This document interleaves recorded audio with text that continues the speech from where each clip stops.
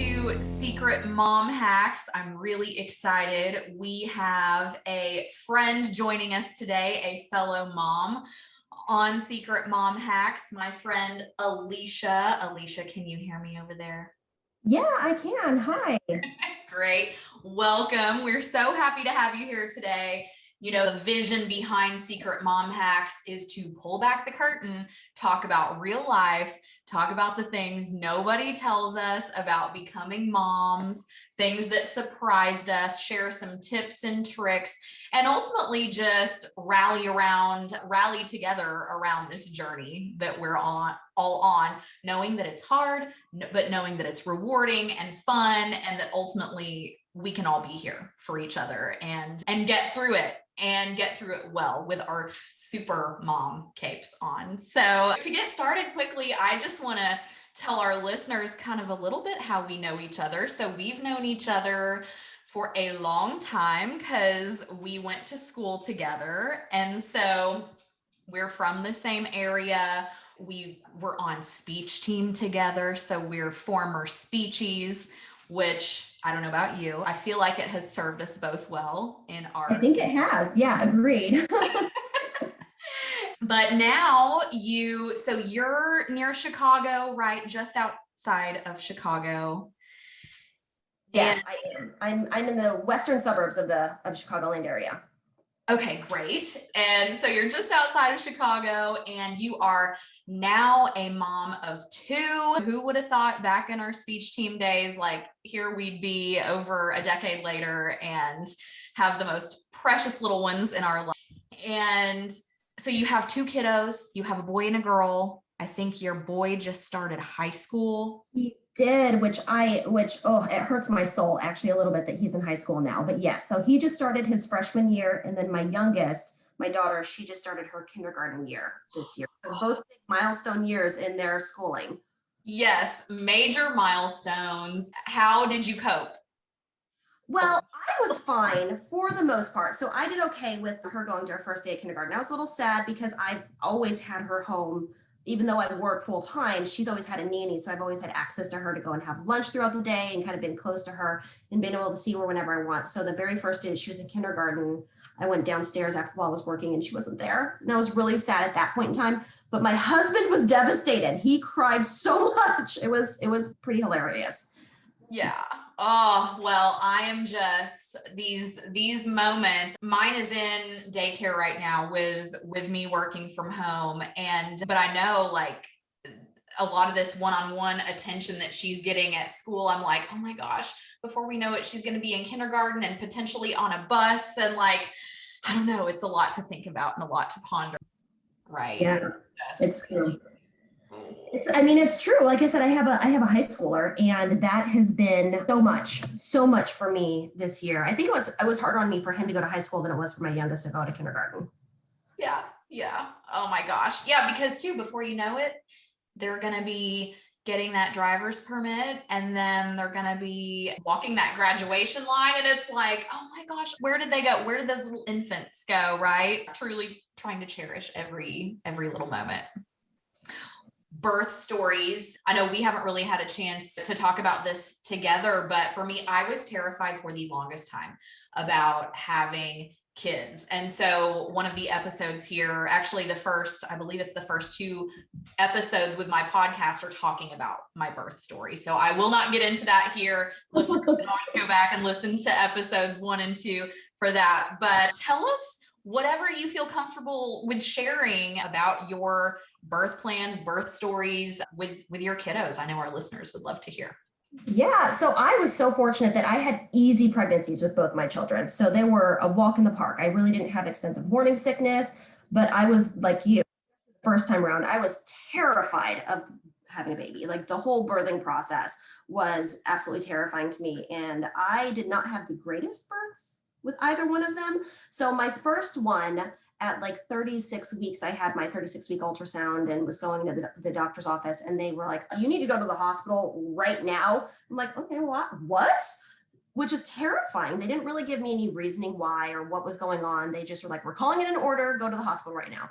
And apparently they thought that I wasn't, that the baby, basically my oldest wasn't getting enough oxygen from my placenta, and that they might need to do an emergency C-section. Again, didn't know all of this right away. So I went to the hospital, they did some additional testing, and then they're like, okay, we're admitting you now. So at 36 weeks, I was not really prepared to be in the hospital. And so I ended up going into being admitted. They induced with my oldest, and then I had a failed induction because I was only 36 weeks. What they don't tell you, I think, in advance is that if you're induced and you haven't started dilating, the percentages that you're going to end up with a C-section go up drastically than what they do if you've already started like the dilation process. And I had not dilated at all. So went through the induction process, was in like 20 hours of labor, and then finally his heart rate dropped, and then I had to have an emergency C-section with him. And so that was, my biggest fear was having a C-section, which after the fact, I was just like, that wasn't as bad as I thought it was going to be. Obviously, it's painful. It's major abdominal surgery, but they kind of make you terrified that this is going to be something that could happen to you. It was obviously very like traumatizing at the time, but afterwards, in hindsight, it wasn't as awful as what I thought it was going to be. Just the whole, rigmarole of being processed through the hallways and being like, okay, we got to get this baby out now. That part of it was pretty upsetting. And then when he was born, they took him straight to the NICU. And fortunately, we didn't have any kind of major problems. He was underweight. He had some minor issues with regulating his temperature, but I like 12 hours after he was born. So I was up in recovery in my room, and then he was down in the NICU. And since I had a C-section, they didn't want to get me out of bed and wheel me down there. So it took a solid 12 hours. And finally, I was sitting in my room just like sobbing, because you're emotional, sobbing, and I'm there like, what's the matter with you? Is everything okay? And I was like, I haven't seen my baby, and I've just had him inside of me for so long. And I was just devastated because my sister-in-laws at the time were coming in, and they're like, we saw the baby and we fed him and we held him. And I was like, you saw my baby and held him before I saw my baby and held him? And it was for me, I was like, that's the worst thing that could have ever happened to me. Again, in hindsight, it probably wasn't as emotional as what it was, but it was pretty upsetting that everybody else in the family had been able to see my child and I hadn't. So finally, the nurses got me up and kind of wheeled me downstairs, and I got to see him and hold him. But it felt very traumatic because you're so emotional and there's so much going on. And it was a lot to take in, especially because I was very young when I had him. I was only 23. And, so I just not quite prepared for that. With my second one, it was much easier because she was scheduled. But still, even during my scheduled C-section, when I had her, they nicked my bladder and like cut into my bladder, and they had to have an emergency urologist come in and repair my bladder for me. And I went home from the hospital with a catheter. So, that was not the greatest experience, like having to like leave the hospital while you have a catheter and like picking up your school. Cause I had to go and buy like maxi dresses to cover this catheter that was like taped to my leg. So that one was an odd experience. It wasn't the greatest thing that could have happened to me, but it wasn't as bad as like the first one. Yeah. Yeah. Oh my goodness. Truly.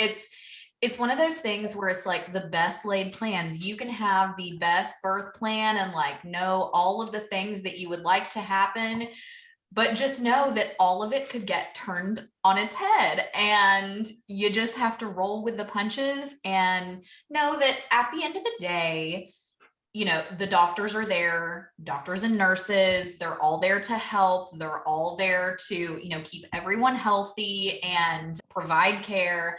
And ultimately things are going to roll out the way they're going to roll out. And so, yeah, I hate that happened with your gallbladder. Who would have known? I don't know anyone else that's happened to.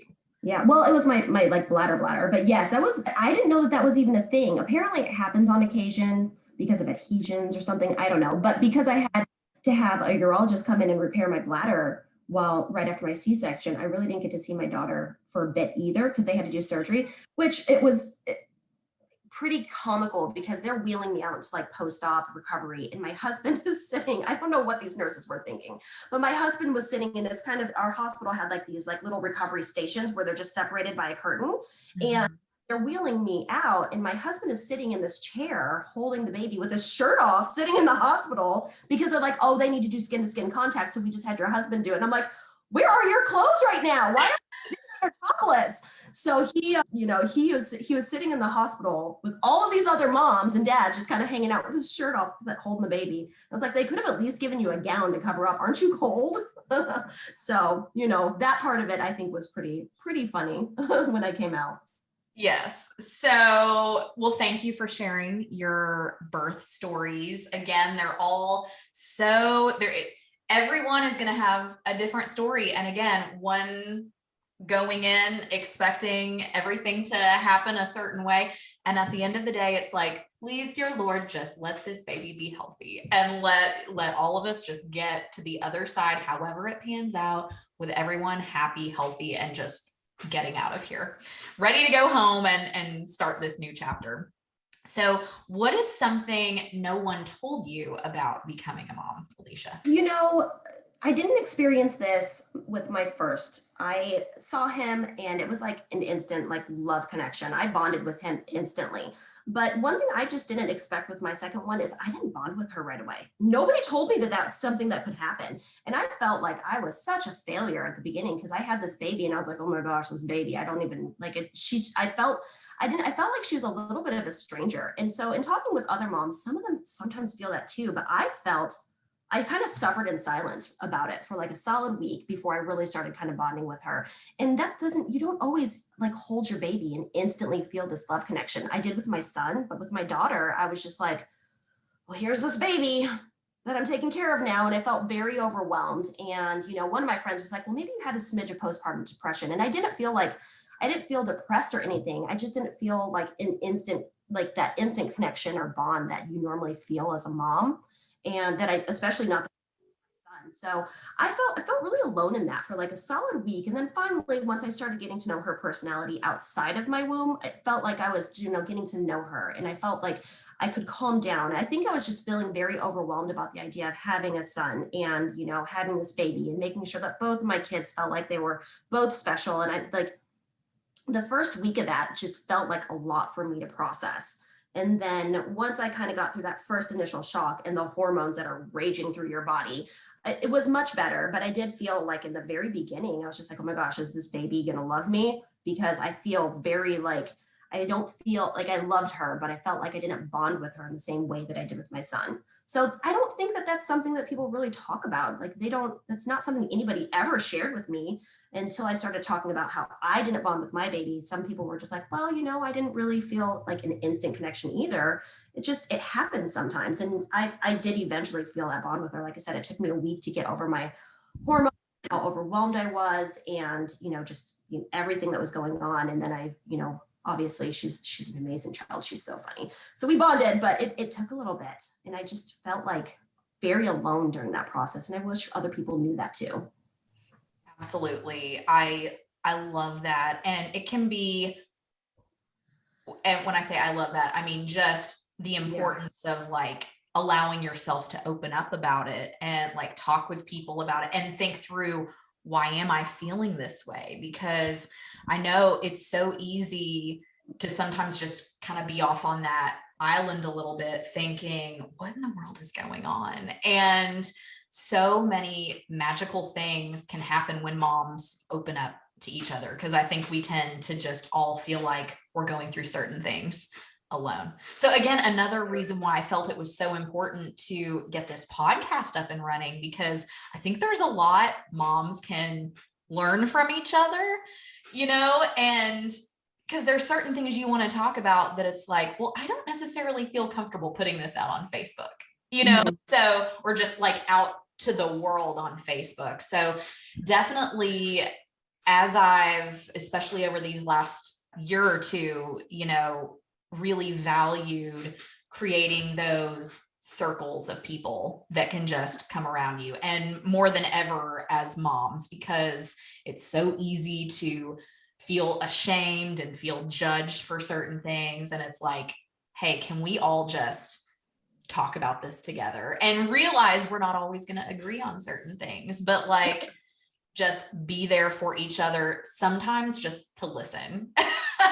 And I think it's important. It's important to develop that. I mean, I felt like I was a little bit on an island and I didn't want to talk to anybody about it. I felt embarrassed about it. But, looking back, if I would have had the courage to talk to somebody about it, I probably would have felt a lot, but I didn't feel at that point, I just felt embarrassed and ashamed, kind of like, oh my gosh, I'm not bonding with this baby. I don't feel like she knows me and I don't feel like I know her. And it just felt very off. And like I said, after a week of like having her, to hold her and kind of get used to her as an individual outside of me, it was much easier. But I felt really embarrassed and sad that this was what was happening to me.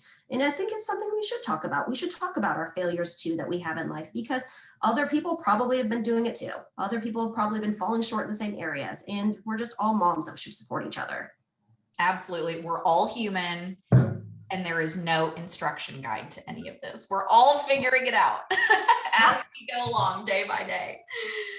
Well, so thank you for sharing that and for being vulnerable. What is a piece of baby gear or kid gear that has been a lifesaver with your two kiddos? So I didn't have this with Corbin when he was little, but with Rhea, this is going to sound ridiculous, but there are these like little plates that kind of stick to the table, because with my oldest, he would throw his food off the table. He would knock his bowls over.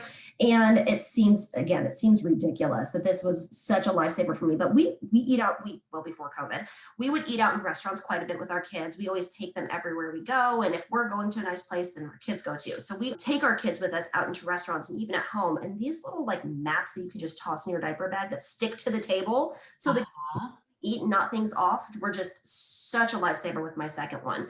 And I didn't have these with my son, I was thinking about all the stuff that he threw on the floor and knocked bowls that he had on the floor whenever we were out and even at home. And it was just always kind of just frustrating at a restaurant, especially because you don't want to be that mom with the kid who's like, yelling or making messes, and the servers have to clean up the floors and stuff like that. And it was fantastic. They were, what is the name of those plates? Now that I'm on here, I just can't even remember what it is, but basically just like suctions to the table. Sure. They were fantastic. I loved them so much. I have seen those. I don't think we have ever used those, but I know what you're talking about, and I have seen them. So good to know. That was a helpful piece of gear. What is something that you thought was going to be super helpful and you got it either, maybe through a shower or just through like, maybe you read about it somewhere and then you got it and you're like, this was not worth it. This does not live up to the hype. Do you have anything like that? Yes, the Mama-Roo like rocking swinger thing, the one that like just kind of would have all these different settings. I was adamant that I wanted this item. So with Corbin, he had a swing and he liked it, but it was just a standard swing. And the cheap ones that you can get basically anywhere. And I was adamant that I was going to have this Mama-Roo rocking swinger. I know what you're talking about, because doesn't it have a couple of different settings? Because it can do the S movement, or like, I don't know, there's a handful of different ways that it can rock the baby. Yes. Yeah. So it was this Mama-Roo like rocking like bouncer thing. And it was expensive and like the new hip technology, and I just thought I was going to love it because my son loved his swing and we wanted nothing to do with that. My daughter had no interest in being in that. She didn't want to be in it. And then actually after talking to a couple people, they're like, yeah, we spent all this money on this thing and never used it. So it was a more expensive like baby item, and it just was not something that got used. We ended up just getting like an old fashioned swing. It worked better. So, that was all the rage when I first had my daughter, was that Mama-Roo. And then I got it and I was like, well, don't need this anymore. That was a very expensive waste of money. Yeah. I remember seeing, I never had one, but I remember reading reviews and I kind of felt like people either loved them or they really did not like them. There wasn't much of an in between. And yeah, for us, because I kind of had that on my wish list for a little while. And then I was like, oh, but it's so much money. And I ended up doing, I think it was a rock and play or something like that for hours. But then you look at these, you see these recalls, like there are lots of swings and the swings and bouncers and things that have had product recalls on them. And so I think for the specific model we'd gotten, it had not had one issued, but just a side note to just the importance of researching, reviewing the consumer reports, all of that stuff, just to make sure that, everything has been deemed safe, because that is terrifying. But yeah, we had the Rock and Play too, and it was right around the time that right after we got it, and my daughter loved it. It was going through that recall phase too, and I was like, oh well. And at that point, she was kind of getting too big for it anyway, and so she would use it as like a seat. She wanted to sit in it, and like this, if you shouldn't be up here, but she was starting to outgrow it anyway by the time they recalled it, but she loved that when we first got it too. So kind of switching gears from baby gear to maybe some mental health or mom organization tips, tricks, ideas. How do you keep it all together, Alicia, as a mom, as a working mom of two, and with, some two very different aged kids, one in just starting high school, one just starting kindergarten. How do you keep everything together?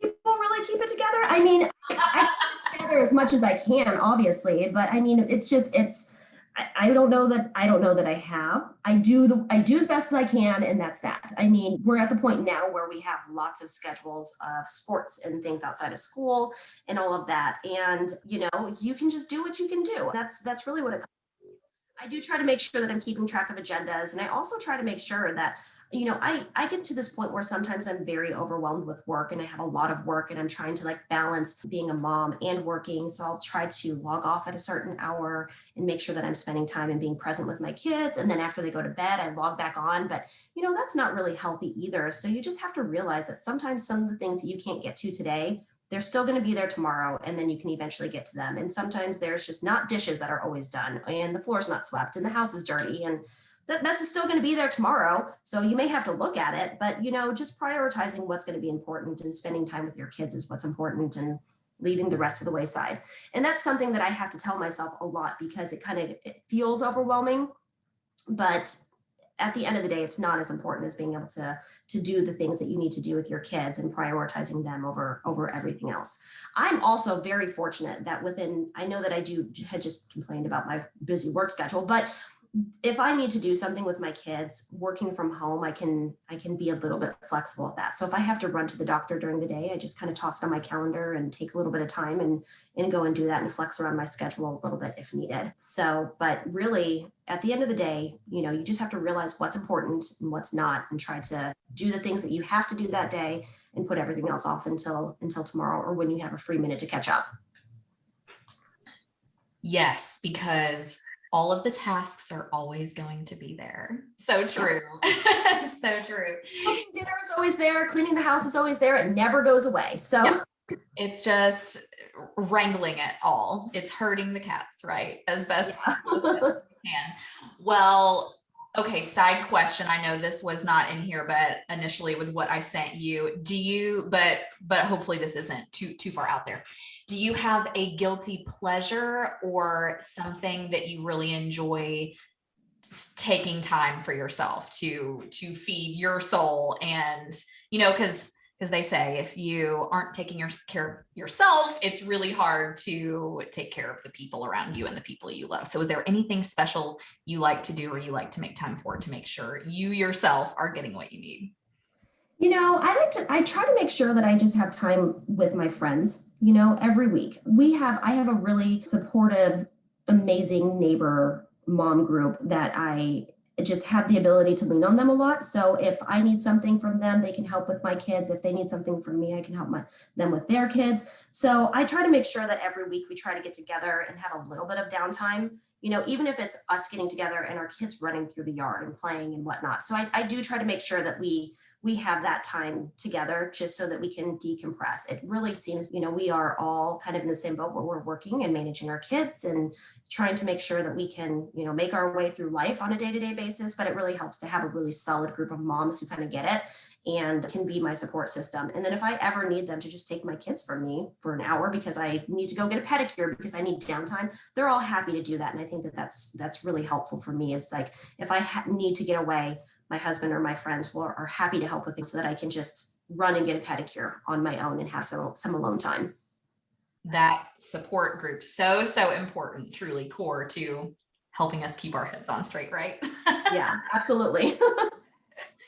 So what is a tip or trick or piece of advice that you would share with another mama right now? That it doesn't matter how hard you try to be perfect, you're never going to be perfect. So don't try to be perfect. Realize that you're going to make mistakes, realize that your kids are going to mess up, and just go with the flow. And, just accept them for the kids that they are and try to make them into good people if you can. Don't put too much stress on yourself when you're trying to make your children perfect, because they're not going to be, and you're not going to be perfect either. We all strive for this. And this is something that, especially with my first, I was so young when I had him, in my opinion. I know that 23 isn't really that young in the grand scheme of having children, but I felt really young when I had my son, really unprepared. So for me, I put a lot of stress and pressure in making sure that he was always perfect, always well kept, always, reading to him every single night and not taking time for myself and wanting to make sure that I was the top notch mom and was doing everything correctly. And, it was very hard and stressful for me. And I put myself through a lot of anxiety. And I know that this is probably just a second child scenario, but with my daughter, I kind of got to the point where I realized that there's no perfect mom. You're not going to be a perfect mom. Your kids aren't going to be perfect kids. You just have to learn how to, accept the fact that you're the mom that you are. Just do what you can to make your children good humans, and make sure that they're fed and clothed and well taken care of. And that's all that matters. Do what you can to make sure your children are good humans. At the end of the day, if that is all we do, I really think that is enough for a super mom cape and a gold star. Building up good humans, because this world needs more good humans.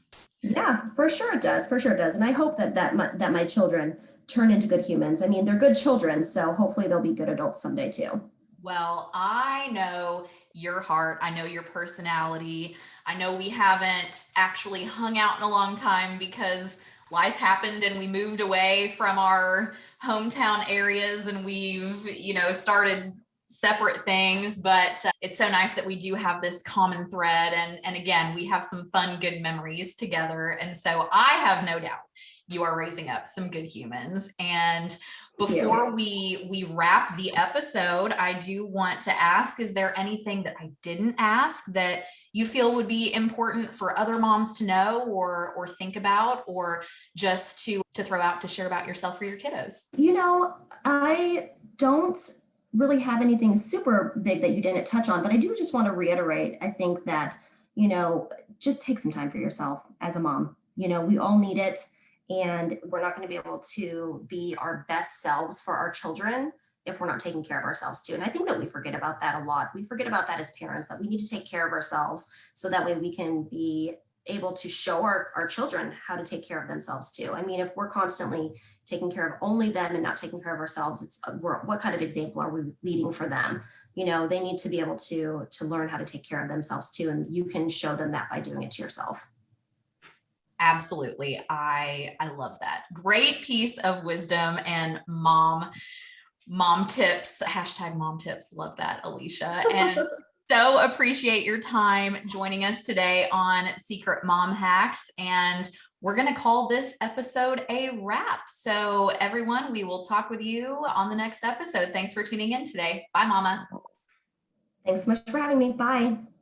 Wait, real quick though, Mama, before I let you go, I just want to say thanks again for being here with us today. I do not take that lightly that you have taken time out of your super busy day to stop by and see what's going on the Secret Mom Hacks podcast. I really hope you enjoyed this interview with my friend and fellow mom Alicia just as much as I enjoyed catching up with her. And if you haven't done so already, make sure you also go and check out some of the previous episodes here on the Secret Mom Hacks podcast. I share my birth story. I share about my obstacles with breastfeeding. And Mama, we are just getting started with this podcast. I have lots of things to talk about, lots of things I want to talk with other mamas and parenting and pregnancy and maternity experts about. there's a lot to cover in parenthood, right? But yes, we are just getting started. So I just want to say thank you. If you haven't caught those other episodes, make sure you go check them out. And if you are enjoying what you're hearing here, make sure you please subscribe to Secret Mom Hacks. Hit that little plus sign, the check mark, whatever it is, to make sure you are always notified of new episodes. Please give us a 5-star rating and also review. Let us know what you think. Let us know your take from these episodes. That would be so helpful. All right, now I will let you go. I will see you again soon on another future episode. Until then, you've got this, mama.